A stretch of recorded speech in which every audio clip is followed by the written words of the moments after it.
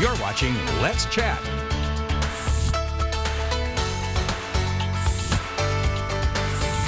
The Bethlehem Center is an incredible resource in our community, and they also do some farming involved as well. Today we get to learn more about that. And this morning we have Dr. Reginald F. Smith, the second executive director with the Bethlehem Center, as well as Damon Bartos, the farm coordinator, and Lillian Moore, the director of community impact. Thank you guys for making the time to be here this morning. Thank you for having us. So when we think of Bethlehem Center, tell me kind of what are some of the main things that you guys go out and do in our community. So we're a 105-year-old nonprofit organization that's been serving Chattanooga's youth and families through education, leadership, and spiritual development right here in the Alton Park community.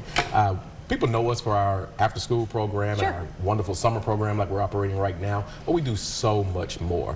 Large portion of that is actually our community outreach efforts through our resource access department, and that's kind of how we got here today with the farm. That's so neat, because I was thinking, I was like, you know, a lot of those things probably are in the peak after school time. We're doing a lot of those activities, but we're mainly going to be talking about the urban farm. Can you tell me, Damon, you have the garden club shirt, so he's full on ready to talk about it. Tell me really the urban farm, what does that kind of look like for people just wanting an overview of that? Sure. So the urban farm does two things. We have students on site that are out with me on a regular basis, and then we also source produce for the community.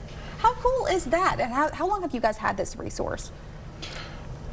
So historically, we've always had some raised beds, but not at this level. And after the pandemic, we kind of recognized kind of our need in the community to do various different things, mainly to keep our kids more engaged with the great outdoors and on our property during the pandemic. But we kind of expanded a little bit, have more raised beds, was able to kind of utilize some of the soil more, directly planted into the ground. So we've been doing this since about 2000, 2001-ish. How neat. I mean, this has been going on for years and years, but also giving you a reminder out there if you didn't even know that we had this resource. I mean, we're called the Scenic City for a reason, and we talk about how that is such an advantage for us, just the agriculture and the beauty of that. But for kids who might have not grown up farming or getting to take advantage of those resources, tell me what you guys are excited to provide them with, maybe just more knowledge about agriculture and about that experience in general. Sure, absolutely. So the produce that we grow on site, last year in 2024 we did about 4,000 pounds of produce. Wow. And we're sourcing that a couple ways. It goes home with the students after school program. It goes to our food pantry, which last year was seeing anywhere between 60 and 80 families. This year it's seeing anywhere from 150 to 200 families. Oh my word. And we also put food in community fridges. So yeah, and the kids are there with me growing. That really is amazing. And so, I mean, you guys all do so much for our community that I think a lot of it probably goes unnoticed. So thank you guys for the work that you do in that. And so tell me, in addition to this, Lillian, if you wanted to answer this one, some of the ways that the community can get involved or support the work that you guys are doing. Yeah, absolutely. So we love volunteers. Damon is our farm coordinator. He's out there all the time. We have 2 part-time staff, but we love having volunteers on site. You can help with maintenance, you can help with harvest, work with the kiddos, and then also, I mean, donations are great. We give a lot of stuff away for free. So we are really fortunate to have some partners that we sell with right now, which brings in a little bit of income. You can find some of our stuff on the menu at Calliope, which is exciting. So neat. Yeah, but donations are super helpful because that's just what keeps us going. And I think I love that you did mention volunteers as well, though, because some people are probably like, I'll just write you a check, I want to give you some money, I want to help you out. But volunteering time, I think, goes such an extra mile as well. And there's so many hands that have to go into a project or an organization like this in general, to just all hands on deck, getting to love on it and getting to love on the community. So tell me, in addition to that, what future plans or dreams do you guys have for the Beth and the farm in the coming years?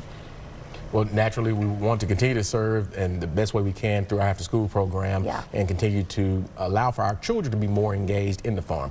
Currently, we have bees on site, and we want to kind of expand that a little bit. So if any of your viewers out there, you know, have beekeeping knowledge, this is our resident beekeeper. He's doing a great job, but we are always looking to learn, but engage our children in that as well. Because when children see things that they, you know, historically maybe only read about in the book or see on television, but can engage in that hands-on, we want to be able to turn our outdoor farm space into a real true outdoor classroom. So we're hoping to kind of expand that a little bit, as well as continue the great work that we've been doing to execute our mission. And that really is amazing, getting to see that image over there of one of the students getting to do that. Can you guys kind of explain what's going on in this picture right here? Absolutely.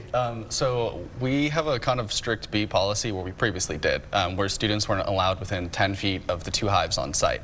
I had one student who was continuously going really close, and finally I went over to our program manager for education and I was like, hey, I have a student who keeps trying to get close to the beehive. Can I put the extra bee suit on them? And so me and the student put the suits on, and we started doing some maintenance on the hive, and then so naturally every single kid wanted to put the bee suit on. And yeah, so she was replacing the sugar water that we sourced for the beehive in the spring before there's like flowers. How cool is that? I mean, that is amazing. And as a child, I'm sure growing up, getting those hands-on activities, those are the memories that you remember, I feel like. Because I mean, you can take tests all day long, and I'm sure that sticks over time. But this is the stuff that really sticks, like the honey, basically. Anyway, a little pun there for you this morning. But so tell me, in addition to this, the impact that you guys want to share just about what you guys have had on local families, students, anything else that you want to share about the incredible mission of the Bethlehem Center and specifically this urban farm. Yeah, I mean, we really are just trying to create a point of healthy food access. We have some limited groceries in the neighborhood. We don't have a lot concentrated in the Alton Park, Piney Woods area. So for us to be able to have hyper local, super fresh food, especially going to our pantry clients who may have limited transportation, may have issues buying organic just because it gets so expensive, for us to be able to put that into the hands of our kiddos, into our families, and into our pantry is just, yeah, that's hopefully the impact that makes we're a difference. making. And I know, I'm sure too, if the kids are feeling like they are growing this, there's a sense of pride, and there's like, hey, mom and dad, I made this. Like, it's so exciting, and that really is the things that the memories that trickle down the system. And obviously, we're going through summer, those after-school opportunities and things as well that you guys are able to be a part of. Well, thank you guys for making the time to be here and letting us know all about the Bethlehem Center and specifically the urban farm. For the latest information, how can we get in touch? We definitely like to tell people to go to our website, thebeth.org. If you don't follow us on Facebook and on Instagram, please do. We're the Beth Center on Facebook. Thank you guys for making the time to be here.